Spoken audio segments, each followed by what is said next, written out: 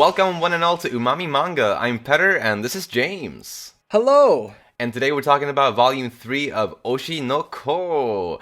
It's the dating reality show arc. And what a ride this one was. Yeah, for real. Was it anything like what you'd imagined it would be? Actually, quite a bit. Hmm? I think we talked about in the previous episode how I was wondering if they would go down the gosh, what was that dating show called? I can't remember what it was called, but there was an infamous dating show where a certain celebrity ended up taking her life Yep.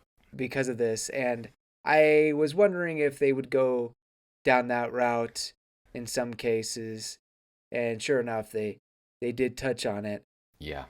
and I'm glad this one had a much better ending from reality, really. But Yeah. no, I mean, at the end, I did like how it touched on the mindset and also kind of what these people have to deal with, or what the kind of walls they have to put up when they do a show like this.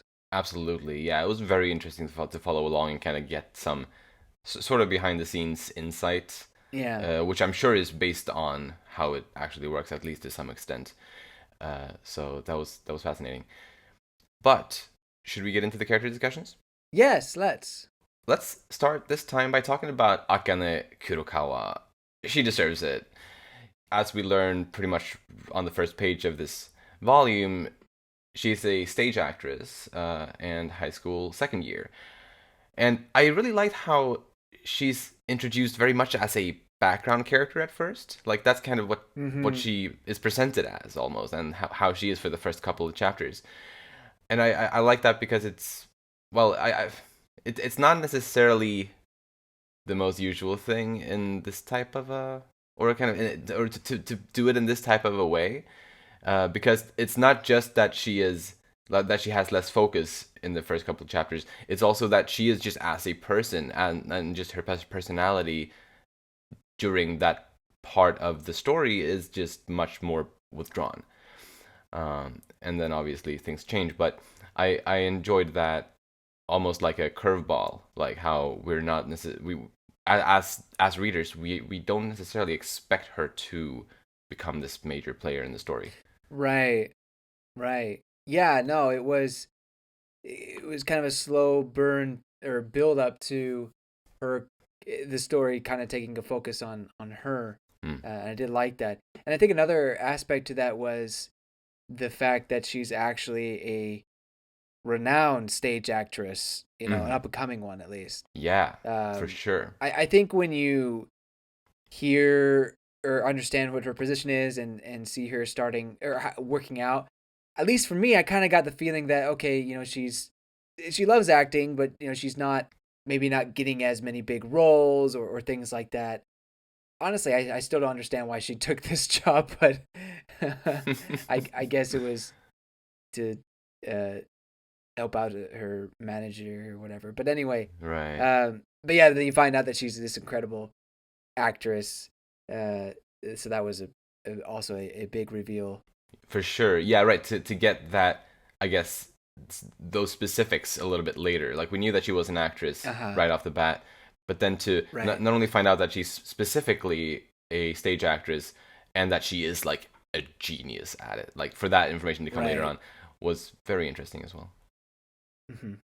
But obviously the main, or the kind of, at least the first big part that we see from her is obviously as she tries to take more space and kind of get more attention kind of in the show, which obviously Hmm. backfires majorly. And Hmm. well, first of all, I thought it was really sad to see how she was pushed to even start to do what she does, and to kind of play a villain role, kind of just that in of Yeah. itself was, I think, pretty sad to begin with. But then obviously it gets even more just awfully sad as the showrunners spun that mistake the way they did, and on top of Hmm. that, just everyone online just piling onto her, like flaming her like crazy. It's absolutely dreadful. Yeah, I mean, I understand that, producers and directors have a job to do, try to be entertaining. But yeah, when you're dealing with people, it's man, that it'd be tough for me. I have Hmm.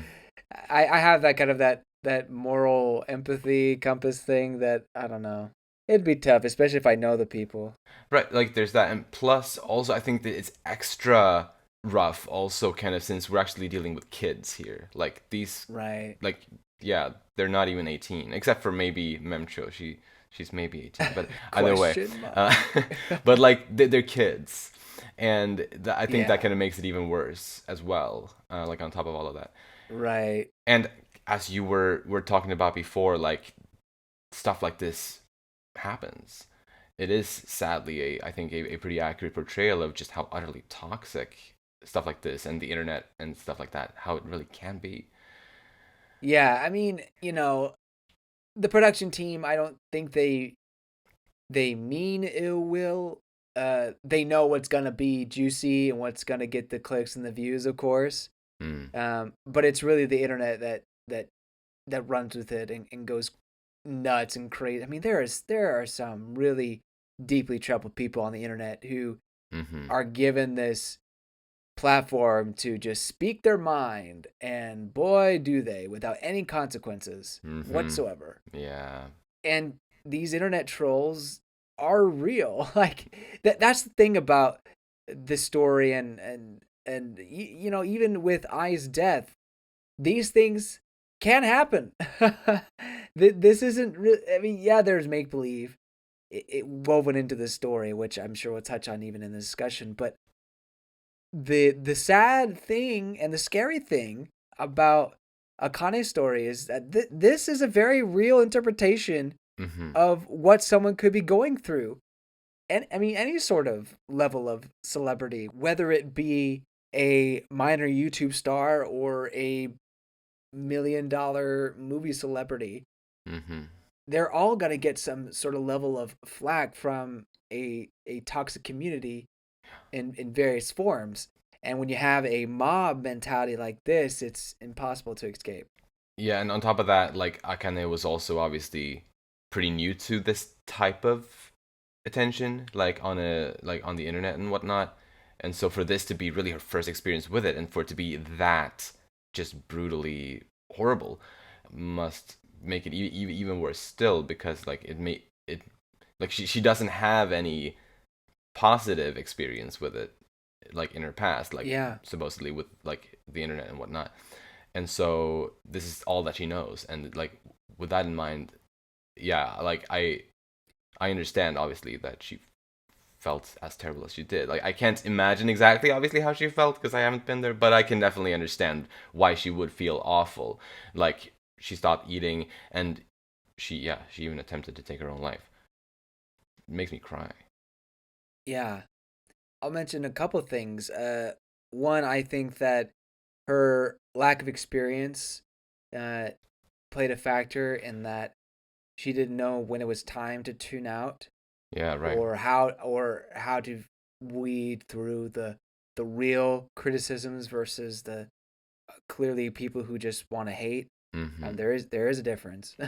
Right, but it can be hard to distinguish, Right. Well, it can be hard to distinguish. That's why experience comes into play there. for sure. The second thing is, for me and my relatively small YouTube channel, I've had experiences with people who will hate on some of the things I do, and I've even expressed some of my concerns and anxiety to you, Petter, Hmm. about what has some persons has said, and you know me wanting to delete my channel, Hmm. spur of a moment kind of feelings, but obviously my channel's still there, so I didn't fall go through with it, but yeah, I mean, random comments can hurt, um, For sure. and I can't say that I've experienced anything like a flood of this kind of stuff, um, but on the flip side, it helps to try to find the positive ones, but obviously in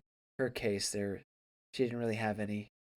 Right. Like the one time she saw something that may have been positive, it just kind of turned out to be negative also. So Yeah. Yeah. it's really tough. Really tough time for her. I was really appalled by how all of her classmates, current and former, were treating her as well. That too. I guess Yeah. maybe it's the idea that, oh, because she's this actress or this special person, she thinks she's better than us type deal. But it's because everyone else is treating her bad, we can do so as well. We'll get popular for doing it.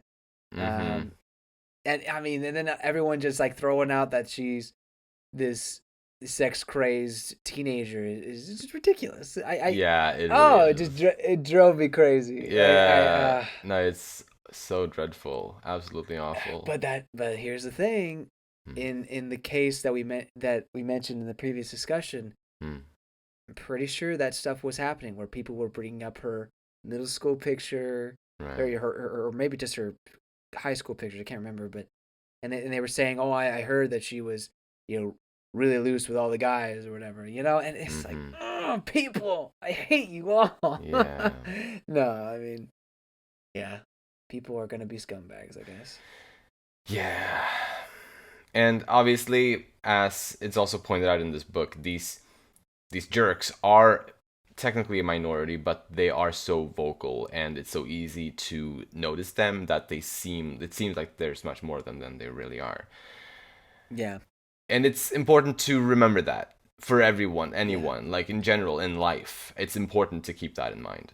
There is a lot more good people than bad people. It's just sadly the good people usually don't make as big of a fuss as as yeah. those with that cause negativity or spread negativity and whatnot. Yeah, But she does have her friends, like the friends she made in the show, and they do seem to actually be there for her and support her, and yeah, I think that's worth so much. Like without them, she would have probably been dead, or so it's just so obviously, yeah, very very lucky that she has them. And another thing that I think was good, like I guess a choice on her part in some way, is that she took some time off after the suicide attempt, and she didn't go straight back to the show. She didn't drop out completely, but she did take some time, kind of, and she just kind of indefinitely or kind of, without deciding when to return. She took some time off to, mm-hmm. well, I guess work on herself and whatnot, which is not something that they would have needed to necessarily keep in order to have in the story, or at least that was something I thought of. Like, but I'm really glad that they did, because it's obviously a very realistic thing. After having gone through everything that she did, she probably wouldn't be able to go back right away, and as if though nothing had happened. So for her to take that little break, Yeah, I think was great for her mental health. And and still, I don't think she's completely over everything that happened. Like that's still going to no, hurt for quite a while, probably, on some level. But yeah, she is mostly over it, or at least she's over it enough so that she can function and have a decent life again. But I mean, I think she's got something else on her mind right now. well, Whether for good or for better, or for better or for worse. There you go. yes. I have words, but I will save them. Yeah, yeah. Well, furthermore, when she does come back to the show after her break, she plays the role of I, and apparently she does it almost creepily well. Yeah, Her deduction ability and skill to analyze people, as well as her just apparently like a natural ability to replicate those traits, is really amazing. Like incredible. yeah, unbelievably, I'd say. Like Yeah, there, I mean, look, kind of. She's even able to guess that I had an illegitimate child. yeah, I'm glad she prefaced it with this is something I made up for her, which is like okay, but then she's like, but there's signs that could have happened. I was like, And like she justifies it as like it makes all of these other things make sense, kind of. yeah, but then also she goes about, oh, I know for sure what guy she likes, this and that. It's like, there's no way you'd be able to Well, know did she that. say for sure? I think she says she has a pretty good understanding of what kind of guys she would like. I think. But regardless, she does seem pretty sure though. Yeah. So, I don't know. I feel like in some of these stories, we kind of take acting a little too seriously. Like the actors totally understand what the person was like, especially if we're talking about a character, like a historic character. It's like, oh, this actor must know every single thing about this person. Like, come on. No, they don't. I'm sure they've done that research, but it's not like they become the person. There's method acting, of course, but yeah. Anyway, so that was a little hard for me to believe, but I guess it adds to the darkness of the story, and that she kind of becomes obsessed, like you mentioned, Right. with it, And or creepily so. for sure, right.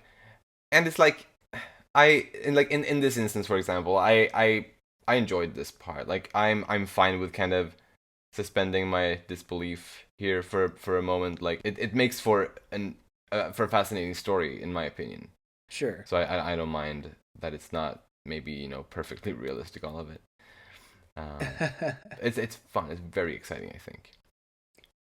Yeah, I guess I just when you deal with a instance like with the internet trolls and everything like that I felt was kind of a realistic interpretation of that. True. And then you get something that is almost comically unrealistic.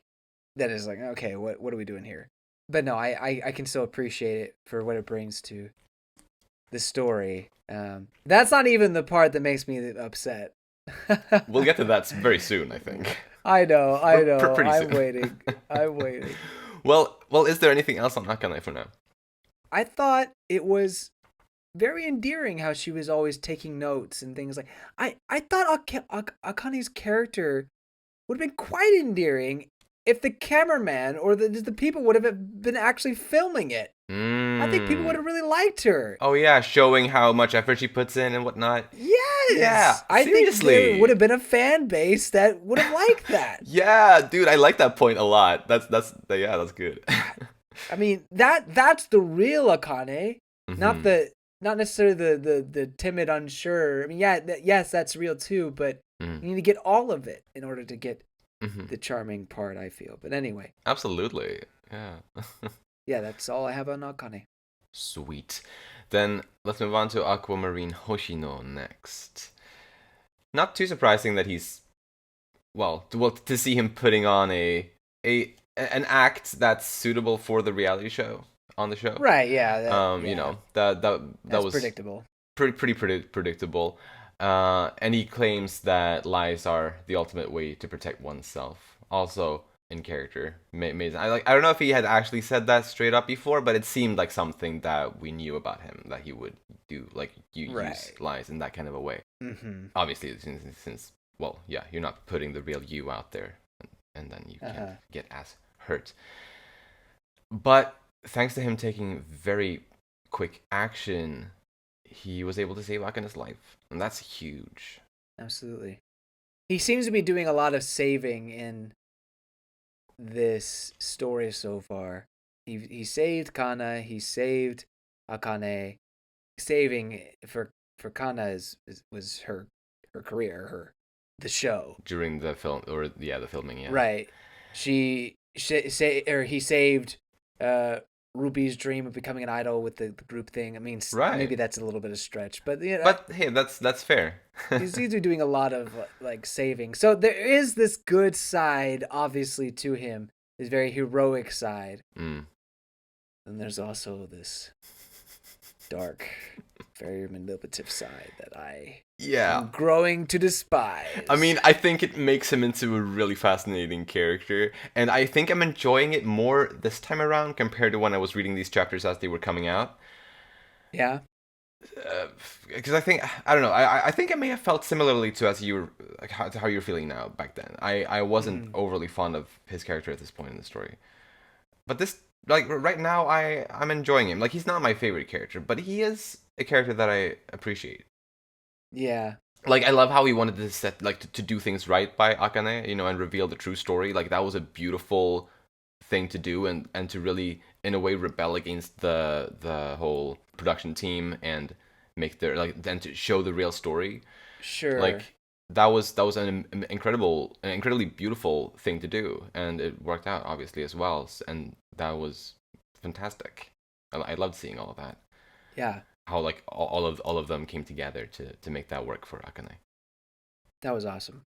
So he does have those very good traits too. Well, and I agree that some of the things he does, and the manipulating side and whatnot, it is not admirable at all. Like that side in and of itself, no, for sure. No. But it's fascinating, like the contrasts kind of and whatnot. I love that. Yeah, sure. I can see what you're saying, but when you start manipulating people's feelings Mm. and trying to use them for certain reasons, that's when you really rub me the wrong way. I really dislike that. Now, granted, I still it's great storytelling in that I'm invested, but I he's becoming a character that I don't like. Does that make sense? The one Yeah, that I like to hate. It's starting to become like that.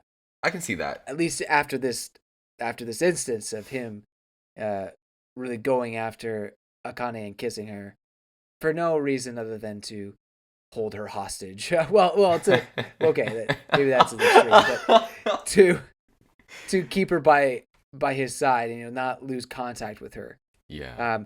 Have you heard of Facebook? Have you heard of any sort of social media? Like, there's other ways to do this. Yeah. Yeah. Yeah. Although I'm sure that one producer guy, Kaburagi, was quite pleased. Oh, yeah, he looked so pleased. He's probably winning points there. But what this reminds me of, you're going to call me crazy. It reminds me of Light Miyagi from Death Note. Yagami, right? Oh, Yagami. Excuse me, not Miyagi. Yagami. This isn't Karate Kid. Light Yagami. That's literally the point of his name. Anyway, this reminds me of Light Yagami from Death Note, where Light kind of starts off gray, and then over time shifts over to definitely the dark side, the black side of things. Yeah. But he's pretty quick to start using people and manipulate people for his own gains, and a lot of his feelings were never genuine, or especially the romance with using women and things like that. He never really showed like he truly cared about them, and going after somebody just because you want to use them for your own dark means, that just screams Light to me. Yeah, I don't think that's a crazy comparison. I think, yeah, I see what you mean totally. I hadn't made that connection myself, but definitely. And I think it is something I can appreciate both of these characters for, both Death Note and Aqua in Oshi no Ko, is that I sort of appreciate main characters that aren't totally sympathetic. And because usually, obviously not all the time, but usually main characters are very good guys. Yeah. And I think I appreciate the change of pace, I suppose. That's fair. That said, though, I absolutely do not agree with what Aqua has been does in the last couple pages of this volume, like messing with really messing with Akane's emotions, as he seems to be doing. Like, she has been through enough. Yeah. She has been through way enough. Absolutely. It's messing with not just Akane, it's also Kana that it's messing with. Absolutely. Definitely.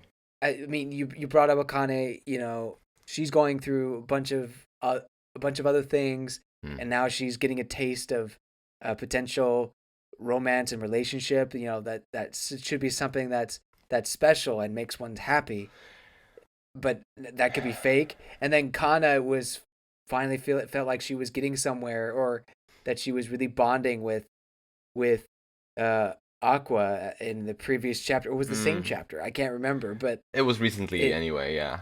Yeah, and then it's just shoved down the toilet basically after that. It's Mm, I don't know. yeah, It really rubbed me the wrong way. understandably so. I think Aqua is like I love his character, but I definitely don't love his person. You know, like the person that he is. I don't love that. Yeah. But if we backtrack a little bit to that moment he had with Kana, he did admit to feeling very comfortable and relaxed around her in a way that he doesn't really feel with a lot of other people. Mm-hmm. And he started maybe talk. I feel like he started talking and saying things that he should have just kept in his head during that scene as well, which obviously made for a funny gag when she accused him of having like a middle school protagonist syndrome or whatever. But I thought it was very interesting what he was kind of thinking about in that moment, because it's really one of the most interesting things about his character so far, I think, is how apparently this line between his previous life and this one is gradually disappearing, and it's like his mind Mm-hmm. is adapting to his body and to his new environments. So he's Mm-hmm. kind of starting to lose his previous self more and more, Mm. or little by little. Mm-hmm. I think that's an interesting idea or an interesting thing, I guess, and I look forward to seeing how it's going to progress. Yeah, I mean, like, from my perspective, it seems that maybe his previous justifications in terms of relationships and I guess even the have with the opposite sex is that I'm actually a 40-year-old guy or something like or 30-year-old or whatever. Hmm. I shouldn't be having these types of relationships.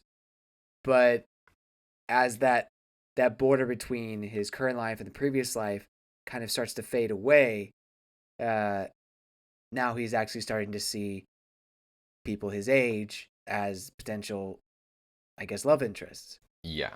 So, in that sense, I could see it. I don't necessarily see him ever losing his. I mean, I could be wrong, but I don't necessarily see him ever losing his sense of I've had another life and I have that memories, that knowledge still.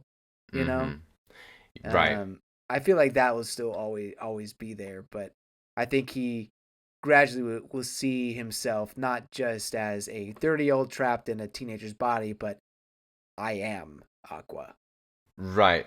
And yeah, exactly. Like whether or not the memories of his previous life stick around or not, his identity will become the new one. I imagine as time goes by, which I'm honestly happy that that seems to be kind of where it's headed, and like that's what he thinks of himself as, and just how he naturally feels, because it sort of helps justify, you know, for anyone who wants to ship him with another character, it may have been strange to ship like a 30 plus or whatever he was year old Yeah, with a 17-year-old or something like that. right, But this way it kind of it's a bit better, I guess, you know. right. No, I think it's a lot better. I mean, to be Yeah. honest, like when it comes to reincarnation stuff, Mm, I don't really mind it too much, mm,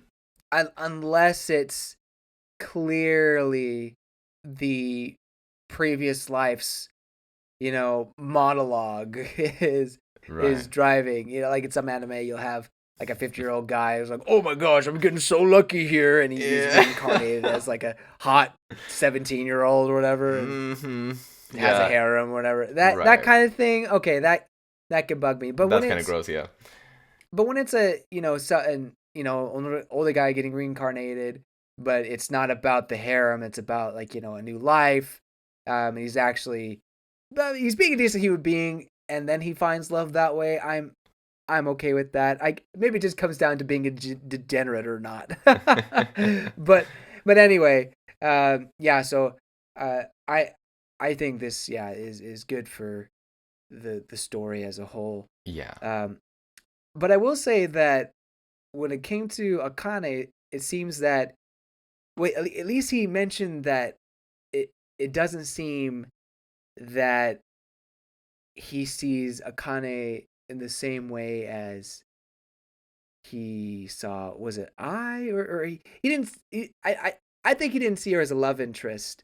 I, I think that's what he was trying to apply after his little baseball catch with Kana. Is that, am I Yeah, right right. I in mean, saying that? in some way, Kana managed to help Aqua to kind of get his emotions sorted or in order about how he felt for Akane. It wasn't Mm-hmm. explicitly stated how he thought he was feeling about her, Mm. but however he thought he was feeling about her after his moment with Kana, he realized he didn't feel that way about her. Ah, okay. That's all we know for sure. Mm-hmm. And I wanted to ask you actually, what did you take from that? Like, in what way did you think that Kana helped Aqua to get his emotions in order about how he felt for Akane? Mm. If you hadn't any idea on that. Yeah, no, it's tough. I'm not entirely sure, but he's talking about potential love interests, Mm-hmm. just like a few panels earlier. True. So I don't know. Maybe there is some sort of attraction he has. I mean, I'd be really happy if that was the case. Some sort of attraction to Kana Mm-hmm. that he just doesn't. He's not feeling the same thing with Akane. I think this boils down to, and this is another point I wanted to make, so I'll just make it here anyway. Yeah. His conflicting feelings towards I. Um, he had a moment where, how do I truly feel about I? Am I a fanboy, or am I her son, or is it something else? Mm-hmm. Which almost implies that it has to be something else. The way, when you when you drift off like that. Right. But I almost wonder if it is this kind of admiration for the person, for I, like deep devotion, rather than this romantic love, Mm. or this, I guess, like that Yeah. maybe he would experience with Kana, um, Mm. and and I think that maybe deals with friendship and things like that. But when it came to Akane and her impersonating I, it was like seeing your hero again, um, Yeah. potentially. Yeah. Although that being said, Mem-cho and Yuki very much took it that he was crushing hard on this new Akane. So I mean, it definitely seemed that way, in yeah, that scene. right. So I could be very wrong. I mean, he does kind of describe his type as I, right? Totally. That Yeah. that kind of happens. So maybe I'm barking up the wrong tree here, but that's what I'm trying to decipher. Hmm? Uh, I could be entirely wrong though. No, but I like that, and I mean I don't know for sure either, but I liked that speculation. The only thing I kind of thought about regarding the scene that we were talking about, how in some way apparently kind of helped Aqua, to get those emotions in order about how he felt for Akane. I was thinking if maybe it could simply be that spending time with Kana again for the first time in a while, because it seemed like he had been busy with the show for quite some time, and he may not have seen Kana in a bit, and so spending time with her for the first time in a while may have reminded him of just how much more comfortable he is around her compared to other people. For example, Ah, Akane, and ah, so obviously if we're looking at it like that, then it would mean that if he did have some types of suspicions or confusions about maybe having some kind of a romantic interest for Akane, then maybe he would have realized that it wasn't that after having spent time with Kana, where he kind of felt like this is the real, these are those real types of emotions. If that is what he felt there, I don't know. He's hard to read, and true. he we know he's kind of cold in a lot of ways as well. So it's like I don't know for sure. I don't know anything for sure. Well, I like that interpretation, and I feel like I should have come to that conclusion as well. Uh, it does seem to imply that he's able to be more honest with Kana. I mean, he could probably be that way with Ruby, but again, he didn't want her to skip school. Yeah. But he was able to he's able to be his real self, not be tactful. uh, Mm. Unlike with the crew, the the dating game people, Yep. including Akane. He's able to be his real self, supposedly, around Kana, I feel like. Yeah. And that's not something he feels when he's with Akane, maybe? Yeah, right. I believe so. And so that's why he feels like he can manipulate her. Oh man. Uh, Yeah, there, God damn it, Aqua. But do you have anything else on Aqua? nah, I think I've said my piece. Sounds good. Then let's move on to Ruby Hoshino next. She got quite bored while her brother was out doing the reality show, and so There is another storyline in this volume. there is, and I think it's a good one. She wanted to get her idol career rolling, and luckily we can count on Miyako for to have a plan, as she did, Mm. and for Ichigo Production to be pretty well connected with some online celebrities or what have you. And so, and now, correct me if I get the pronunciation wrong. Is it Pion? I mean, I don't know. I haven't seen what the Japanese pronunciation would be. Right. Because the way it's written looks like we're supposed to follow more like English rules in how to pronounce it. Right. So I'm guessing Pion, but I don't know for sure. I'll look it up real quick. Pion. Yeah, no, it's where you're supposed to do it the Japanese way. Pieyon. Oh, it is. Oh, really? Interesting. Yeah. So it is actually like a Japanese pronunciation. That makes more sense, to be fair. It just seemed like a strange thing. Anyway, thank you for clearing that up. I thought it would be more English as well. I mean, I have no idea what it'd be in English, but anyway, yes. Yeah, okay. So Pieon.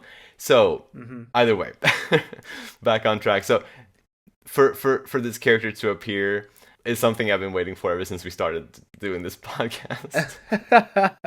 I think I've seen the sticker Yeah. of that panel. I think I've seen it float around. Yeah, it's ever since I read that chapter the first time, like when it was new and when it was online, I remember I took a screenshot of that panel, the first time that we see Pion in the manga, and I took a screenshot right back then, and I've been keeping that on my computer ever since, and I've been posting it, and yeah, nowadays it is a sticker on our Discord server, and I love it so much. It's just so funny to me. But anyway, it was a great way to get started, for this little idol group to appear on his channel, and really that whole part with Pion was amazing, Yeah. and how they were dancing on his show and everything. Yeah. What a unique way to, but unique but contemporary way of starting your idol career. Right. For sure. I really like how, I guess, pure Ruby is, and how she Yes. refuses to let her first job be based on a lie. Like, it wasn't necessarily a surprise, but in that way, like the way that she doesn't want to lie in her first job, it really sets her apart from almost every other notable character in this manga. Yeah. Exactly. Because they're all liars on some level, but Ruby refuses to do it, and I love that, like how different she is in that way, and also as it's so pure, and obviously she is quite gullible, and she actually thought that some of these like waking people up on camera things were all real and whatnot, like and it goes hand in hand with that, but it's something that it's a side of her that I thought was really sweet, and honestly it touched me a little bit even to see that side of her, and for her to express her genuine need or her desire to do this right, or to do it right by her at least. Mm-hmm. What I'm about to say may be a little bit of a stretch, but work with me. Uh-huh. I feel that you could argue Ruby took the idol personality side from her mom, and then Aqua took the maybe the darker, the one, the person that lies, like the true personality from their mom. The liar side, yeah, Um, yeah. the liar side. Yeah. I mean, it's a bit of a stretch because I think deep down Ruby's is just this very pure individual from her previous life carried on. Mm-hmm. But maybe there's something to be said about the two halves. They have the star in their eye. They each have a half of that. Right. I don't know, but I do agree with you that I like her honesty, her pureness, and I hope that she keeps that up. Absolutely. I don't hope that she gets used by the world. I hope Mm-hmm. her gullibleness doesn't cause her too much pain. Right. But yeah. Though that was something that I was thinking about as well. The fact that she is this gullible, and the fact that she doesn't use lies as an armor the way a lot of the other characters do, it does make her very vulnerable, or at least comparatively quite vulnerable. And I could see that maybe becoming a thing later on. Maybe she will get hurt one way or another. I hope she doesn't, but it's something that I could predict. Hmm. But she names their idol group Bikomachi. There you go. So she basically, I mean, in a way, she by doing that, she brings the group back to life, just with another Yeah, the set revival. of members. Yeah. Uh-huh. I mean, because it is still under Ichigo production, so like they can't do that. And yeah, I think it's pretty nice. Anything else on Ruby? I think that's all I have.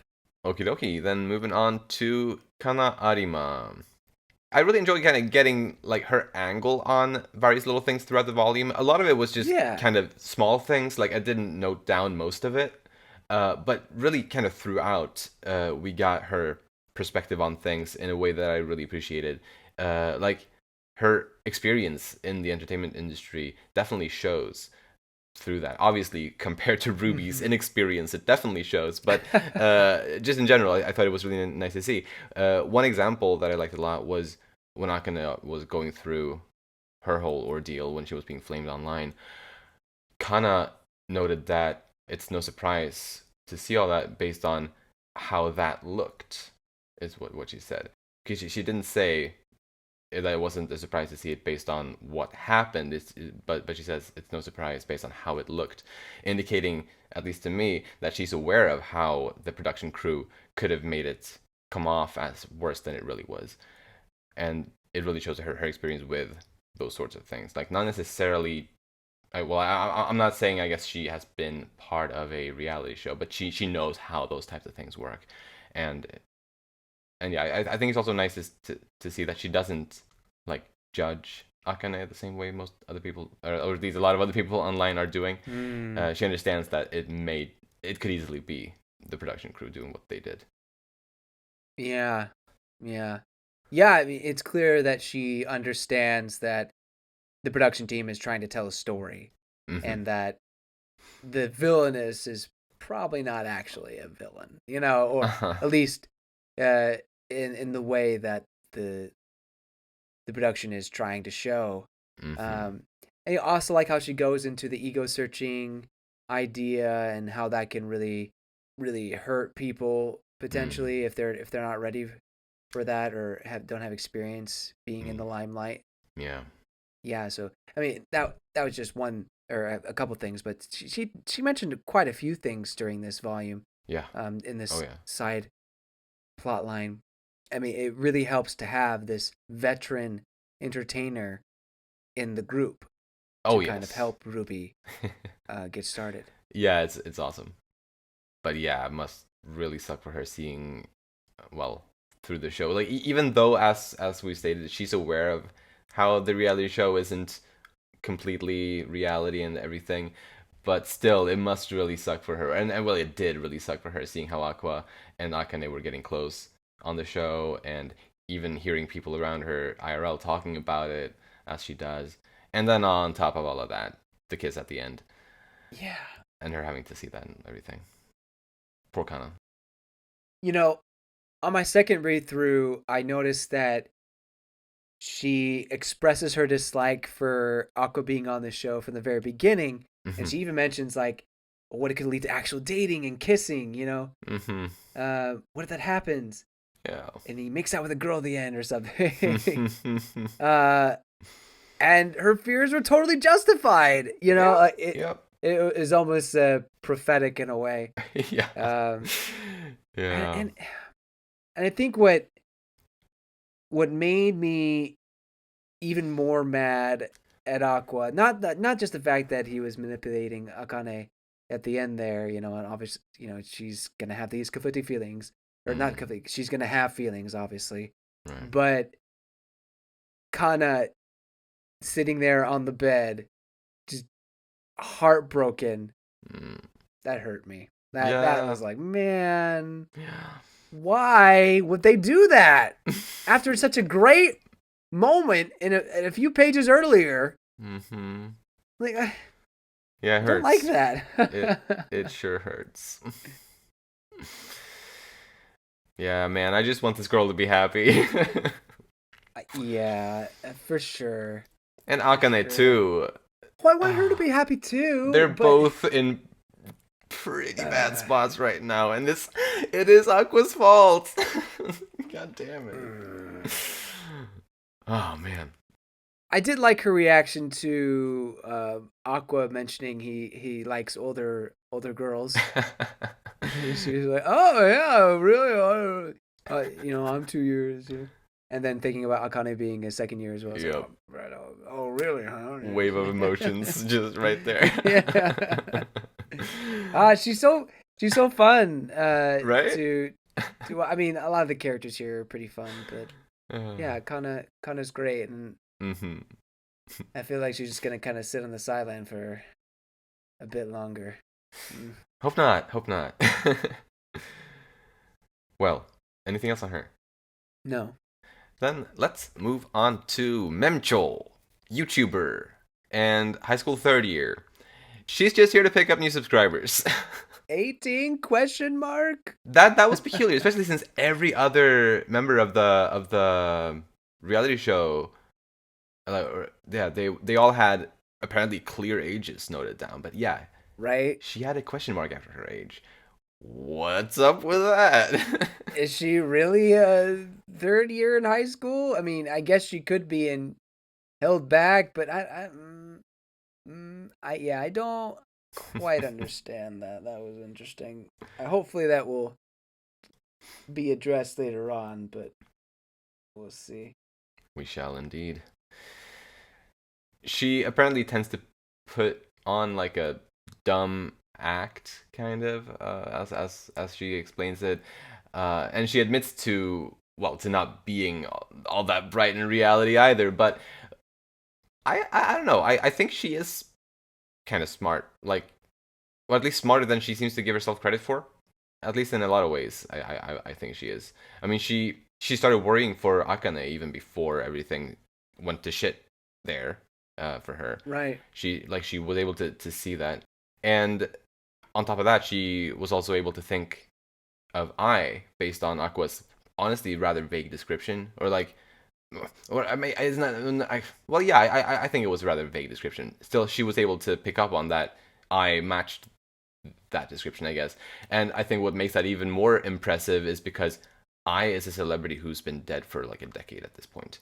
So like for her to be able to think of that is pretty incredible, I think. True. I mean, I wouldn't put it past Mem-cho to have been a fan of her. Oh, that's fair. At those 10 years ago. Yeah, she would have been very young, but yeah, possible for sure. I mean, is she 18? That's fair. But anyway, no, I agree with you. I think even Aqua kind of puts her in the clever grouping, with Yuki. Right. They're kind of scheming in a way, in their own ways. Yeah. I mean, they're both smart enough to shield themselves with lies Yeah, in one way or another. it's nice to have the YouTuber uh, character Yeah. besides Pion. Yeah. Absolutely. Then next, let's move on to Yuki Sumi, fashion model and high school first year. And she claimed early on to be timid, but she really never was. No. She's very cunning, and she uses that trait to gain popularity through the show. I think, yeah, she's also extremely competitive, pretty selfish to some extent, and Indeed. kind of greedy about the spotlight as well. Right. That all being said, though, I wouldn't call her a bad person. No, to be honest, I was getting those bad person feelings, and I yeah, for a good chunk of the manga, I was unsure if her tears and hugging of Akane was genuine. I was honestly like, I'm ashamed to admit it, but I thought that maybe she purposely put that heart piece on Akane's nail. Oh. In the chance that she would actually harm her. I mean, that is some really deep level of plotting, but yeah, it's shown in the extra chapter of this volume that she had no intentions whatsoever of that happening, and she actually felt really guilty about all that, which was really, for me, comforting to see, because I was still unsure about it all. But now, I know. But now it's like, okay, she is a very good person. I mean, she's still a good person, and has the, actual emotions. Like, she does feel terrible. Yeah. For what is happening to Akane. Yeah, it was never her intention for Akane to suffer as she did, obviously, and yeah. And also, like, I thought the way that we saw her when she came to the police station, I thought that definitely showed that she cares genuinely about Akane as well. Because in that scene, there was no reason for her to put up any type of act right there. Right, there was no camera. It's sort of the only scene where there was, or no, it's not the only, but it's one of the strong kind of pieces of evidence that really shows how much she cared and was actually a kind person. Yeah, no, it's true. I was still skeptical, though. That's fair. I mean, I get you. I get that. I don't know. Maybe I've read too many stories where these kind of people turn out to be scumbags. But I read that extra chapter, and then on the read through, I had that context. I was like, okay, yes, she's a very good person. I'm very glad that they did give you that little extra page. I am glad. At the end. I am glad.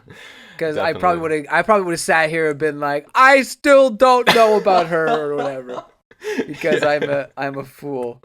But anyway, that moment is very sincere, and no cameras, and obviously she was very worried. Plus, also how helpful she was during the process to redeem Akane, to the internet, and making that video that they did together. Like, she was very helpful throughout that whole process as well. So she's a good person. Just not always, like, she doesn't always. I guess she doesn't necessarily think about the consequences as well as she should sometimes, about how she deals with things and whatnot. But ultimately, not a bad person. But yeah, not a bad person. I mean, she's definitely on this show for herself to push the product that is Yukisumi, and just keep on vibing, kind of a thing. But definitely a better character than I thought at first. Man, yeah, there were interesting characters introduced in this volume, and also characters that already existed that became, in my opinion, a bit more interesting. So yeah, man, I'm enjoying this. And then there were characters that, like, I probably don't care if we ever see again. Not because I hate them, or it's just that they're just whatever. These next two characters that we'll talk about are probably those two characters. Oh, you actually have Uh, notes on them. I got I, nothing. I do a little bit. So starting with Nobuyuki Kumano, dancer in high school second year, and out of the participants in the dating reality show, he seemed like the most genuine. Yeah. I don't think he was ever putting on any kind of act at all. Like he seemed genuine through and through. So that made me wonder how hard did he take it when, in the end when Yuki rejected him, Hmm. since he may have like I don't know for sure, but maybe he actually had some real feelings for her.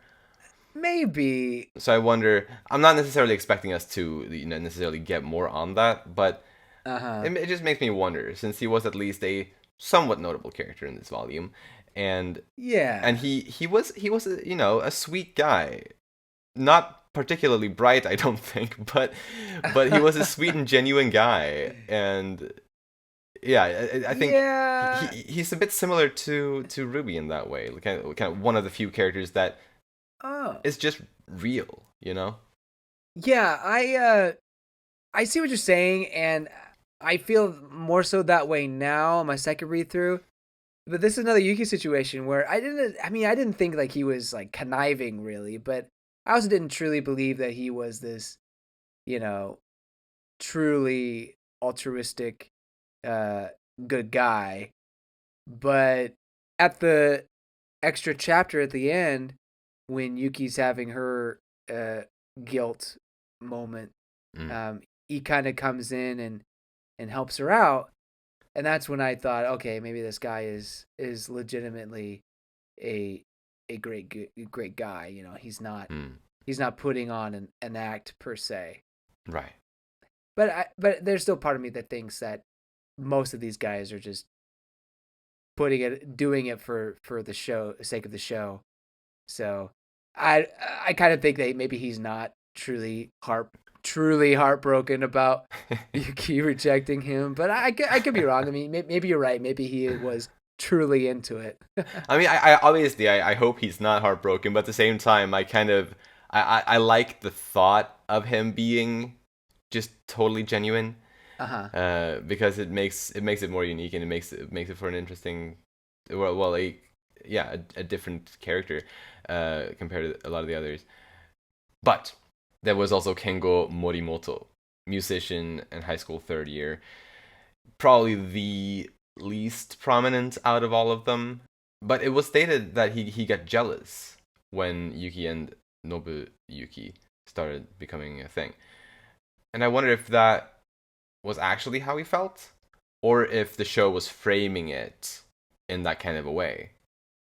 Because obviously we know that they have the power to kind of do stuff like that. Uh, Obviously, it's nothing that we can really know Right. in like either way, really. But it was just a question that popped into my head. I wouldn't be surprised if his manager was like, "Come on, man, do something. Like this Precise, is your yeah. chance or something." There's a whole different story there, like that we just didn't, it just wasn't told in this manga. Well, do you have any other characters you want to talk about? Oh no, no. Yeah, that was probably it for this volume. Then let's go on to some predictions, if there are any. Sweet. I'm unsure who joins B Komachi because they need at least one more person. Right.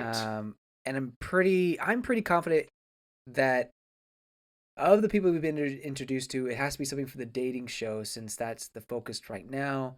I mean, Mm-hmm. maybe they move on to another arc and they find a new person, and this dating show is just connections for Aqua, and that's all it becomes. But I don't know. I feel like you introduce these characters, someone has to become part of Bikomachi in order to progress that storyline. Right, and I know we talked about this a little bit in the prediction segment of the previous episode, and Mm-hmm. I remember just for fun. Obviously, you had barely anything to go on back then, but I remember just for Yeah. fun, you took a guess as to which one of them would join, if it would just be one, and because Uh-huh. you only had like images of the people there.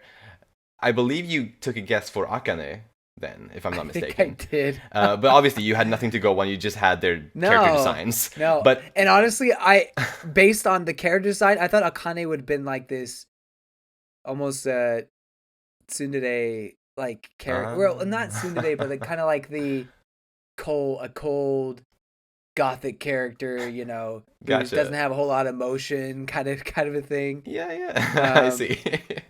Definitely not what Akane is whatsoever. But what do you think now? If you want to take a guess again with some more information now.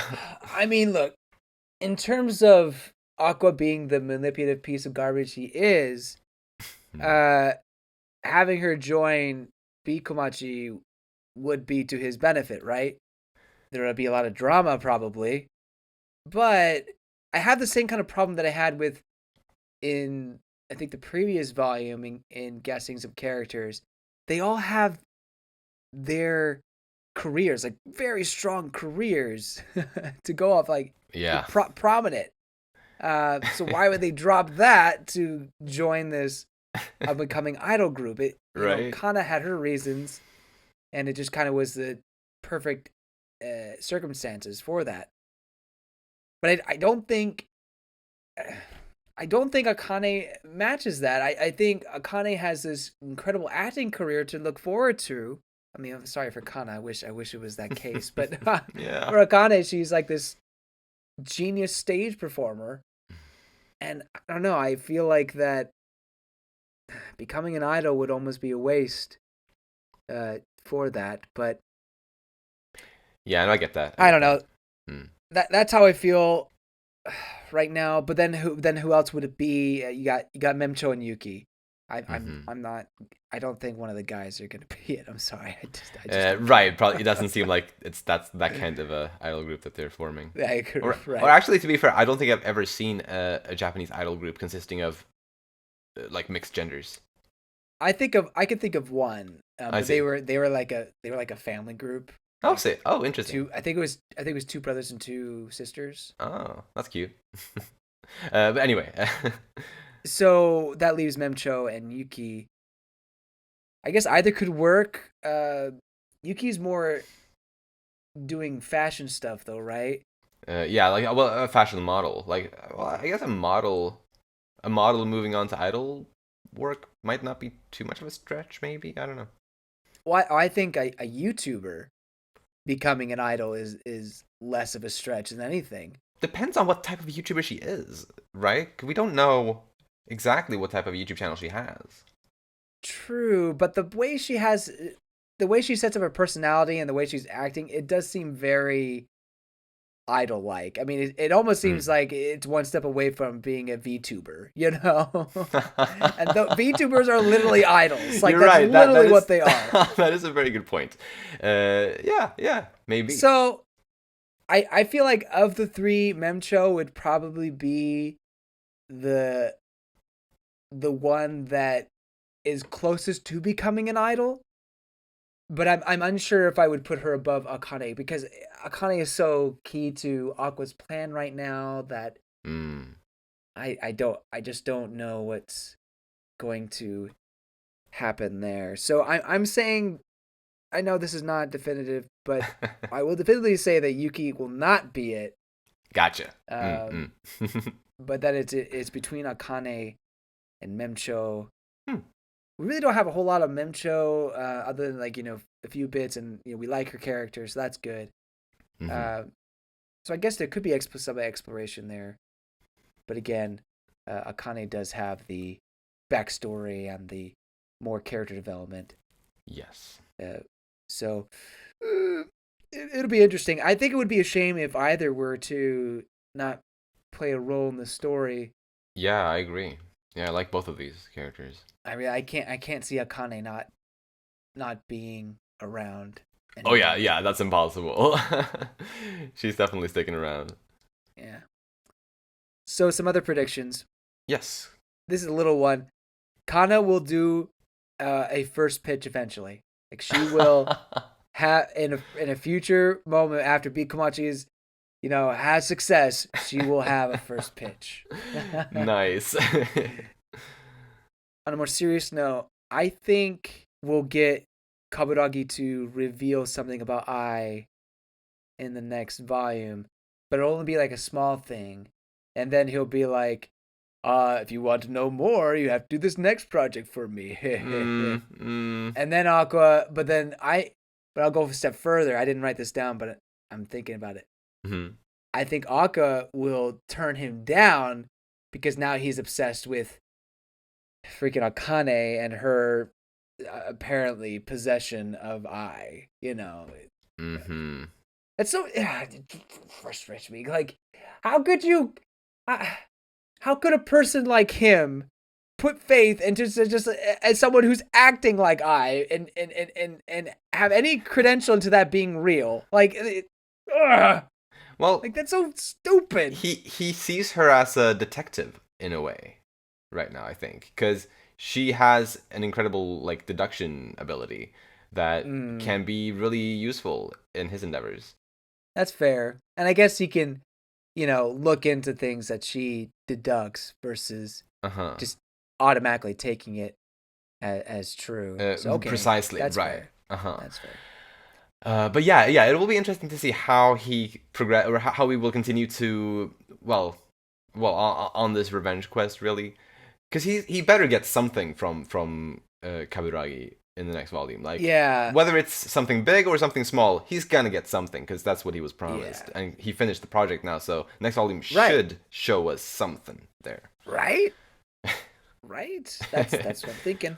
It's gotta. I feel like, and like maybe he'll get a little bit of both. Like maybe he'll get something from Kaburagi and also something from Akane. Like he does have like two sources for where he could gain information right now. Right. Now, in terms of what happens with Aqua and Akane, personally, I don't see. So I see Aqua ending up playing it as, oh, it was for the show, isn't it? The show. I wasn't really being too serious, but we should still stay in touch, kind of a thing. Right. Which would definitely ease my hatred a little bit. But he's still being manipulative. And of course Akane being captivated by the man will be, oh yeah, sure, whatever. I very don't like. But yeah, I feel like that could be, and maybe that'll lead to Bikomachi, who knows. I wonder, will Akane, and this is way down the line, will Akane portray I in the future film? Oh, I hadn't thought of that. That's interesting. And shouldn't the director guy come back to the story? I mean, I guess he was in the volume 2, so he hasn't been gone for too long, but right. I feel like he should. He felt like too much of a major character, especially in Aqua's life. Yeah. To not come back in some way. Definitely agree. So I'm hoping that happens next volume. I hope so too. And something, because I noticed that, well, not only is the director Gotanda in the character bio page at the start of the volume, but so is Ichigo Saito, who has been gone from the story even longer. True. We haven't seen him since the first volume. So I wonder, when are we going to see him again? And what's up with him these days? I have no clue, really. I'm just very curious. Yeah. I mean, there's that interview in the first volume. So I have a feeling that they'll get to him at some point. Oh yeah, I have no doubt that he will come back. Because I'm sure he knows something. Uh-huh. Lastly, I mean, this is more generic, I guess, but or general. I have a feeling Aqua will continue to dirty himself with lies and deception, potentially becoming a fallen hero in a way. That would be fun. Again, the comparison with Light Yagami. But at the same time, I do feel like this manga is not going to be one of total darkness. I guess it could be bittersweet, but I don't see it becoming a bad ending. You know what I mean? Yeah, no, for sure. And I do have faith that Aqua's character development, or rather his character journey, will take a turn at throughout the story, and he will be a character that we can like, or rather he will become a person that we can like more. by the end of the story. Right. Maybe there'll be some kind of redemption for him. Yeah. At some point. And honestly, if that were to happen, he would definitely shoot up as one of my favorite characters. I mean, if it's executed well, yeah. For sure. In Akasaka we trust, right? Yeah. And Yokoyari too. And Isayama. I mean... Did we ever say that about Yukimura? I don't think we did, because there was never doubt. There was never any doubt. Honestly, that's probably never why. Any doubt. Yeah. Never any doubt. Yeah, seriously. Yeah, because the following for Yukimura's works is so steady. Yeah. Compared to like Attack on Titan and Kaguya-sama, where there's a lot of fans who have issues. To put it lightly. But we don't need to defend Vinland Saga ever. No. Like there's never been a need for that. Anyway. Well. Everyone read Vinland Saga. Yeah, please do. But either way, I guess, have we reached the end of this episode more or less, or? Yes, I think we have. Wonderful. This is quite a long discussion. It has been, but it's been good. It's been fun. And this has been the last Oshinoko podcast episode where I've had to limit myself, or where I haven't been able to chime in fully, because next time we will catch up with as far as I've read since before. Oh, yes. So from the next Oshinoko discussion and onward, you and I will be on the exact same page. So will I be able to watch the anime after Volume 4? From what I've understood it, yes. The anime season 1 covers exactly the first 4 volumes, so I believe so. Okay. Yeah. Cool. So that's gonna be awesome. And yeah, can't wait for that. So, if you enjoy our content, you can follow us on Twitter at Umami Manga, and it would be lovely if you'd like to support us by rating our show on the podcast platforms and subscribing to our channel, Umami Manga, on YouTube. Thank you so much for listening, and we'll see you next time when we'll talk about Volume 4. Bye-bye! See you later!